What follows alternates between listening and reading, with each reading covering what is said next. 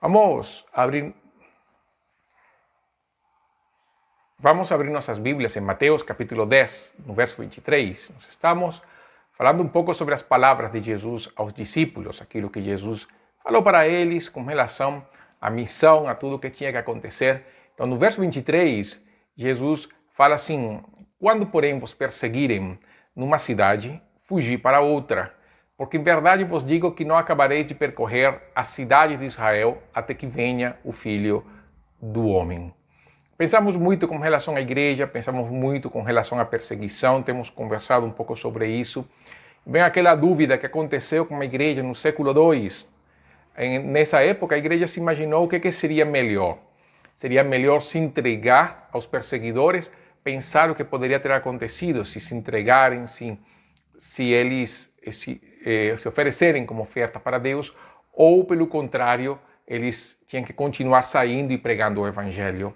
A divisão de pensamento foi porque para alguns morrer pelo Evangelho era a coisa certa e fugir, na verdade, era um sinal de fraqueza e de pesar e de vergonha. E se lembravam de Jesus quando falasse que aquele que se envergonhar de mim, das minhas palavras, eu me envergonharei no dia final.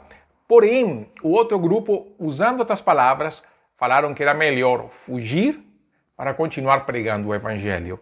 Mas vamos pensar um pouco no nosso contexto, não? No contexto em que nós vivemos, porque nós não estamos num tempo de perseguição, num tempo em que nós temos que fugir das nossas casas por causa do Evangelho. Mas vejamos então o que esse texto quer mostrar, porque Jesus fala: quando porém vos perseguirem numa cidade, fugir para outra. Jesus está mostrando que nós não podemos nos deter, apesar das dificuldades, apesar dos momentos difíceis. Jesus nunca pensou numa igreja estática que estava presa a um local das tribulações ou desencorajada por tribulação. Jesus estava mostrando, pelo contrário, uma igreja que percebe que as melhores oportunidades vêm precedidas de momentos duros. É como um amigo meu falava, não? Quando o caminho se torna duro, então os duros começam a andar. A igreja anda nesse processo, de prosseguir, de andar, de olhar para as dificuldades como oportunidades de ver a glória de Deus, como oportunidades de compartilhar o Evangelho. E Jesus, então, não conclama seus discípulos a serem mártires espontâneos, mas que pensassem na missão, num plano maior, a missão que tinha que ser cumprida. Se não eram recebidos, não eram obrigados a permanecer. Se eram perseguidos, não eram obrigados a se entregar voluntariamente a seus algozes. Eles deviam seguir outras cidades, outros povoados, pregando o Evangelho. Não podemos pensar nesse sentido de arar o mar. Eu acho que você e eu já conhecemos esse termo, não? Nós não podemos seguir arando o mar. Se as pessoas não querem ouvir e são hostis ao Evangelho, ou têm uma resistência à mensagem do Evangelho, nós não somos obrigados a permanecer nesse grupo, lutando para que eles entendam alguma mensagem das quais eles estão rejeitando propositalmente. Então, o que Jesus está querendo mostrar justamente? Se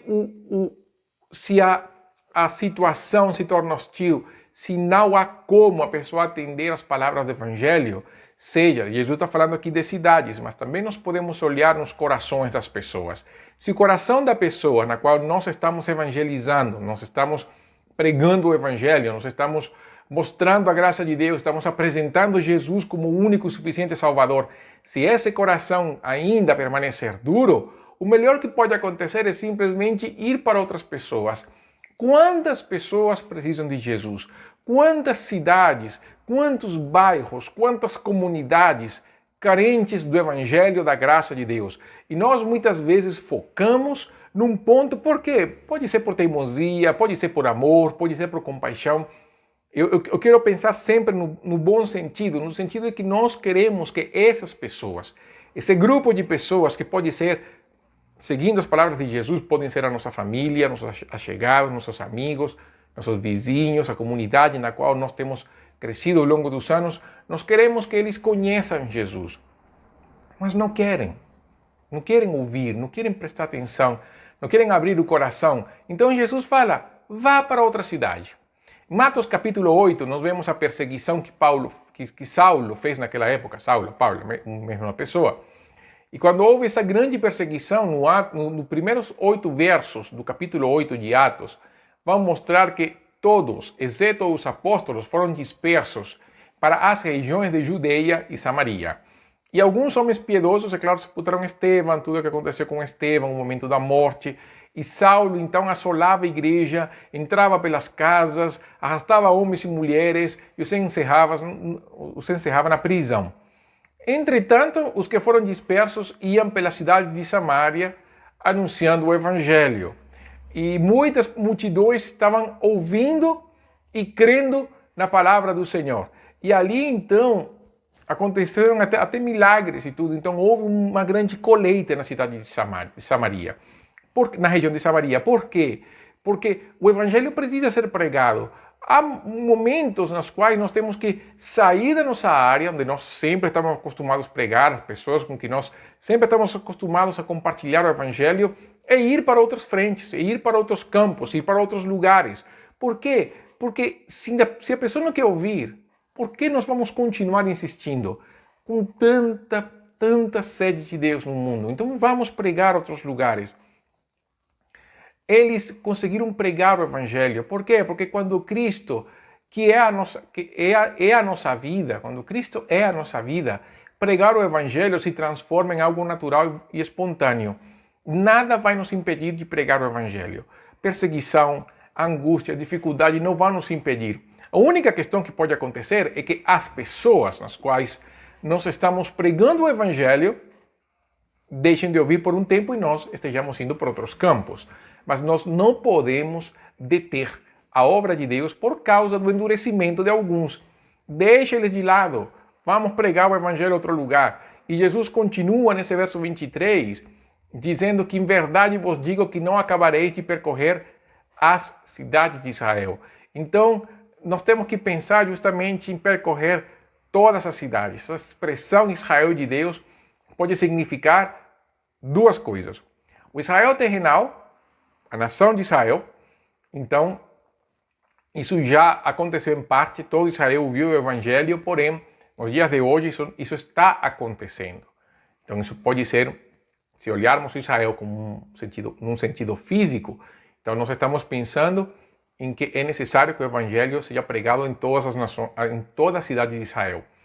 Mas, se nós olharmos o Novo Testamento e entendermos, e isso eu já falei sobre isso, nos 144.000, na série de Apocalipse, em Escatologia em Tempos de Crise, quando fala do sexto selo e fala dos 144.000, aí eu mostrei pela Bíblia que a expressão Israel no Novo Testamento pode se aplicar também à igreja, que é a união de israelitas e com os gentios, onde na igreja de Cristo não há distinção de nada.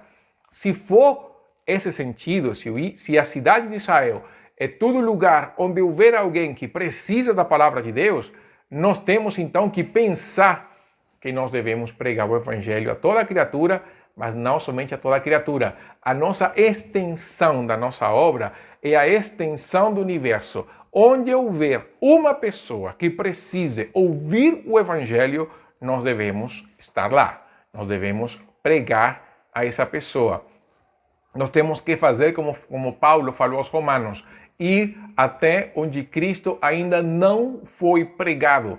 Nós como igreja, mesmo nós sendo uma igreja pequena, numa cidade pequena, nós temos que ter essa mentalidade mundial. A igreja deve então se expandir até os confins da terra, pregar, alcançar, discipular, batizar, formar, enviar. Nós temos que ser multiplicadores desta graça maravilhosa. E nós podemos ser uma igreja com uma sede. Aliás, a igreja local é uma igreja com uma sede. Mas nós temos que pensar também em que nós não podemos ser uma igreja estática.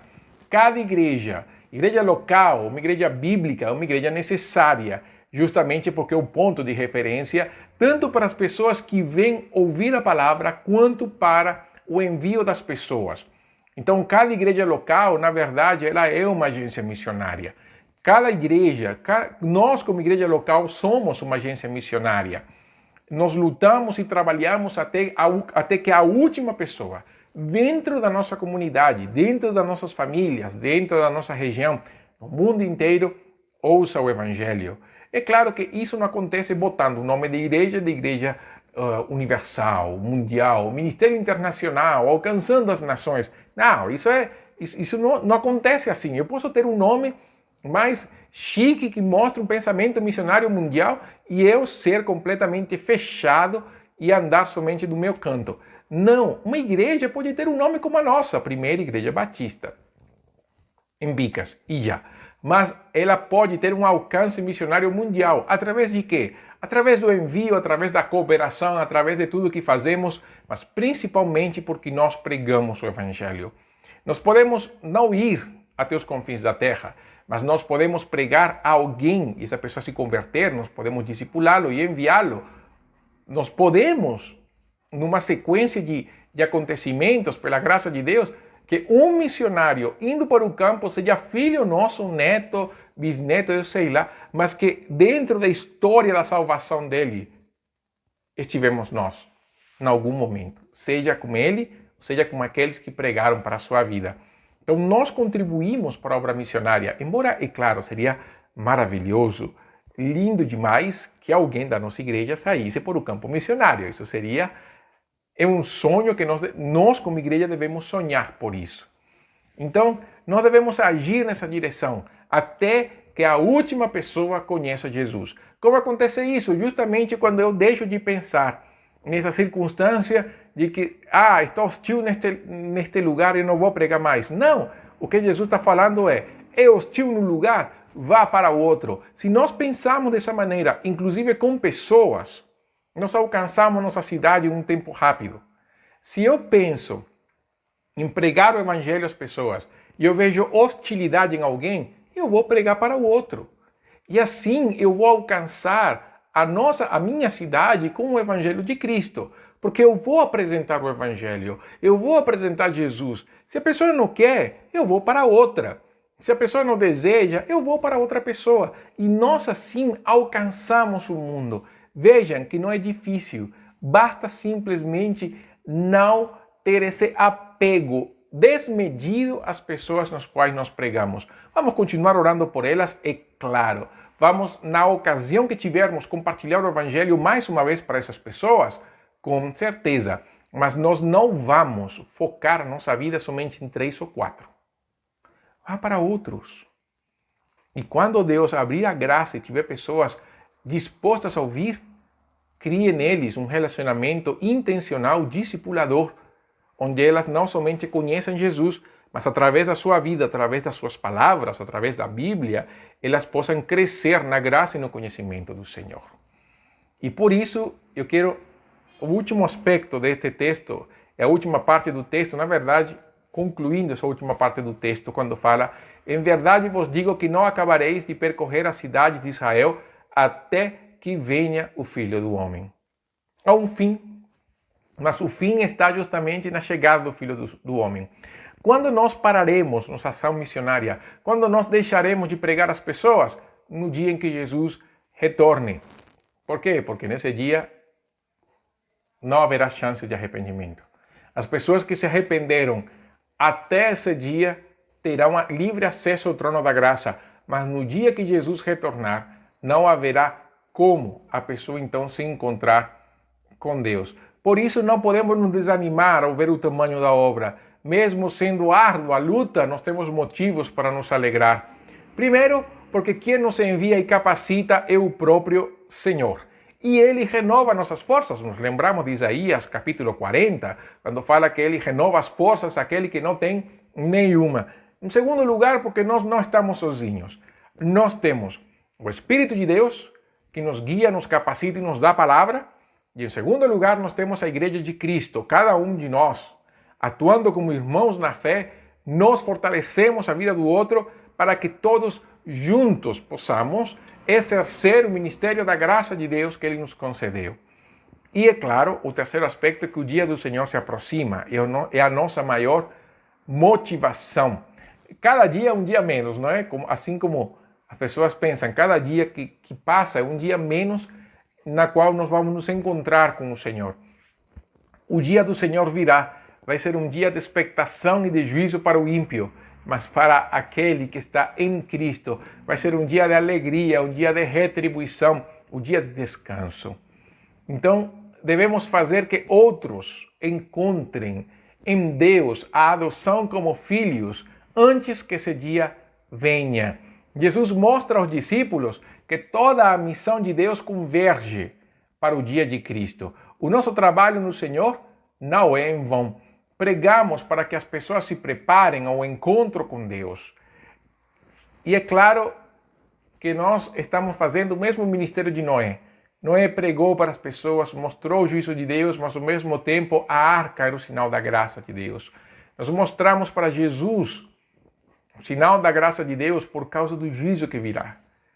Ninguém creu, somente a família de Noé. Assim também acontecerá. Ninguém vai crer, somente aqueles que fazem parte da família de Deus. Por isso, meus amados, eu posso encerrar esta mensagem com isto. Nós não podemos nos desanimar se encontramos oposição. Não é necessário nos desanimar. Devemos prosseguir com outras pessoas, novos projetos, novas cidades. Por isso que tem cidades que às vezes é difícil pregar o Evangelho e são hostis. Continua para outra. Famílias são assim, vamos para outra. Pessoas são assim, vamos para outro. Não se apegue. Veja as oportunidades de Deus que Ele nos dá para continuar pregando o Evangelho. Nosso campo é o mundo.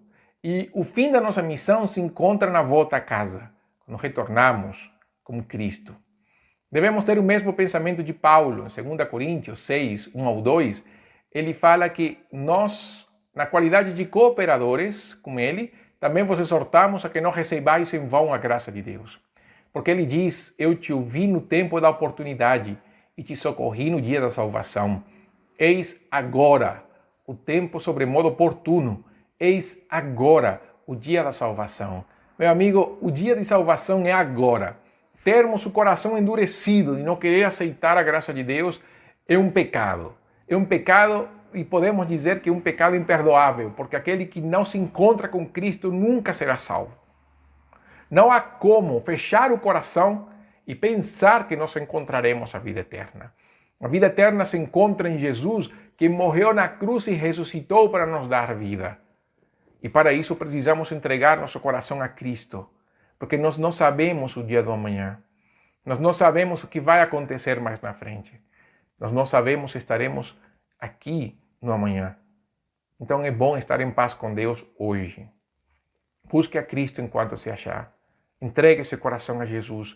Busque a Deus em arrependimento e não seja como essas pessoas que, rejeitando a graça de Deus, então a pessoa que prega o Evangelho vá para outro lugar. Não seja assim. Aproveite esta hora. Encontre-se com Jesus.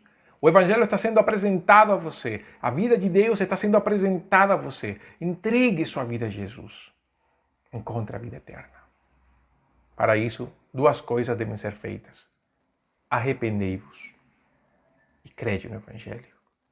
Viva a experiência de ser um filho de Deus. Hoje é o dia de salvação. É o melhor dia da sua vida. Você quer orar comigo? Então vamos orar.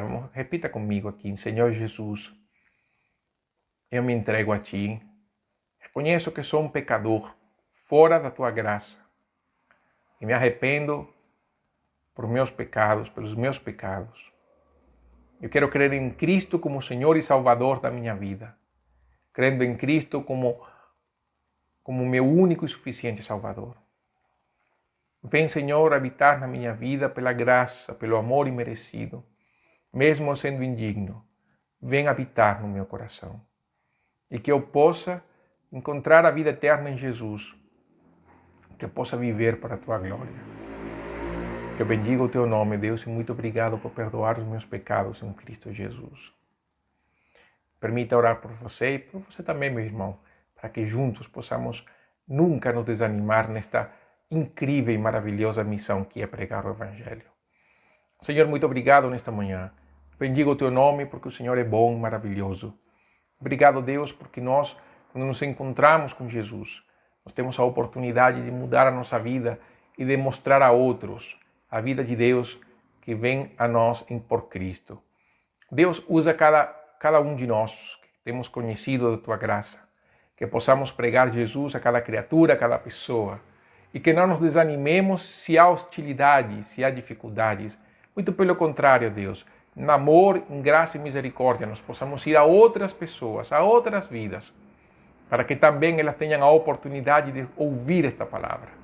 Usa-nos, ó Deus, como instrumentos da tua graça, e que possamos, ó Deus, sempre pregar este evangelho glorioso. Bendizemos o teu nome em Cristo Jesus. Amém. Então, que Deus te abençoe. Tem uma próxima oportunidade em que possamos continuar pregando esta palavra de Deus a cada criatura. Que Deus te abençoe.